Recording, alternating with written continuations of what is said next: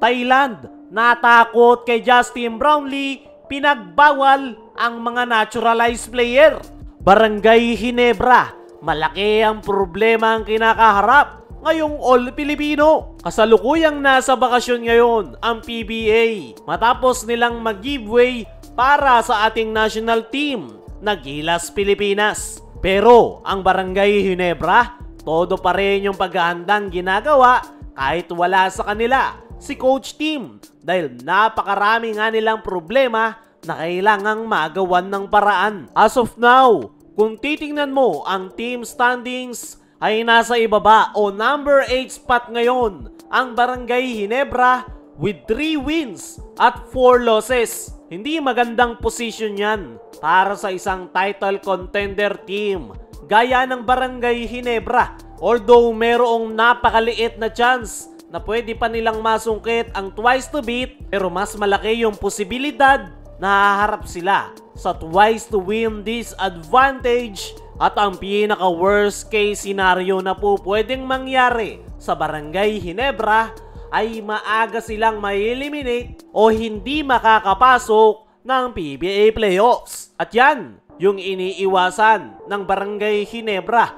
Kaya naman kahit nasa bakasyon ay todo pa rin yung kanilang kayod at tuloy-tuloy pa rin yung kanilang paghahanda kahit wala si Coach Team Gold. Para sa akin mga chong, alanganin talaga ngayon ang lagay ng Barangay Ginebra. Kailangan nilang maipanalo ang lahat ng kanilang mga natitirang laro. Although hindi na ganun kabigat yung kanilang mga upcoming games, pero hindi pa rin sila nakakasigurado. Dahil gaya ng kasabihan, bilog ang bola.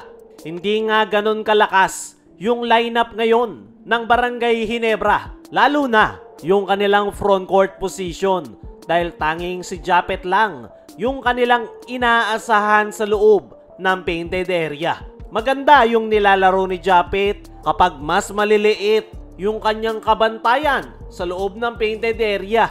Pero once na mga kasinlaki niya na yung kanyang kaharap, gaya nung nangyari noong makalaban nila ang San Miguel Beermen at Converge 5 Rexers, ay dun na lumalabas yung problema.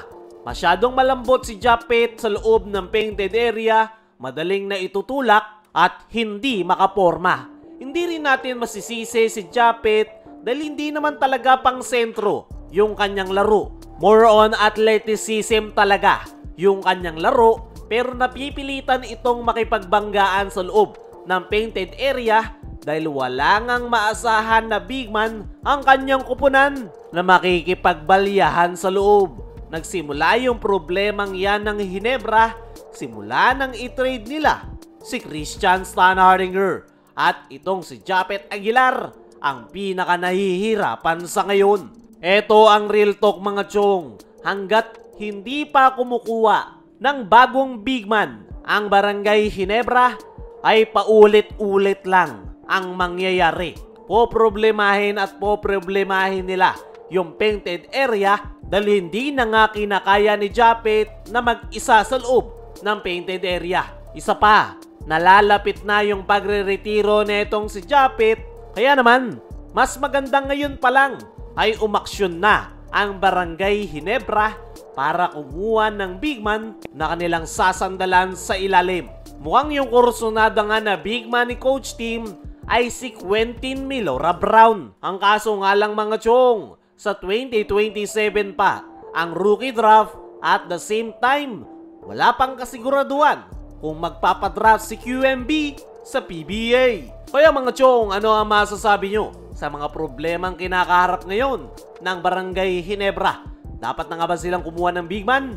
I-comment mo lang dyan sa ibaba. Dumako naman tayo dito sa kabilang balita. Thailand, natakot kay Justin Brownlee, pinagbawal ang naturalized player sa SEA Games. Nitong mga nakaraan nga mga chong, ay pabago-bago yung rules na inilalabas ng Thailand patungkol sa upcoming men's basketball sa SEA Games. At noong kinumpirma ni Justin Brownlee na maglalaro siya sa Gilas this upcoming SEA Games, ay naglabas ng panibagong rule ang Thailand dahil ayon sa ipinost ng veterang sports columnist na si Kinito Henson kung saan hindi na pinapayagang maglaro ang mga naturalized player.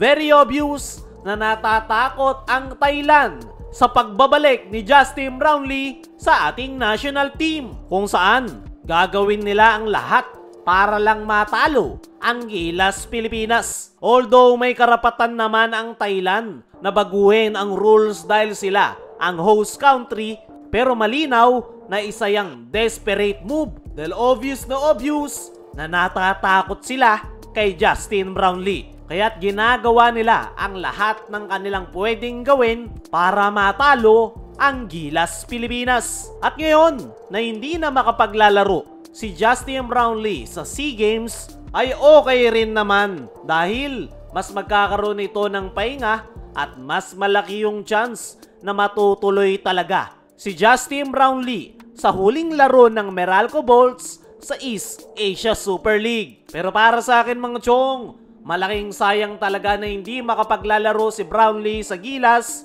this upcoming SEA Games. Dahil aminin man natin o hindi, malapit na talagang magretiro si JB. Kaya naman napakalaking sayang na hindi siya makapaglalaro sa SEA Games. Kaya mga chong, ano ang masasabi nyo? Natakot nga ba ang Thailand kay Brownlee? Ano rin yung masasabi nyo na problemado ang Barangay Ginebra ngayong All Filipino? I-comment mo lang dyan sa ibaba.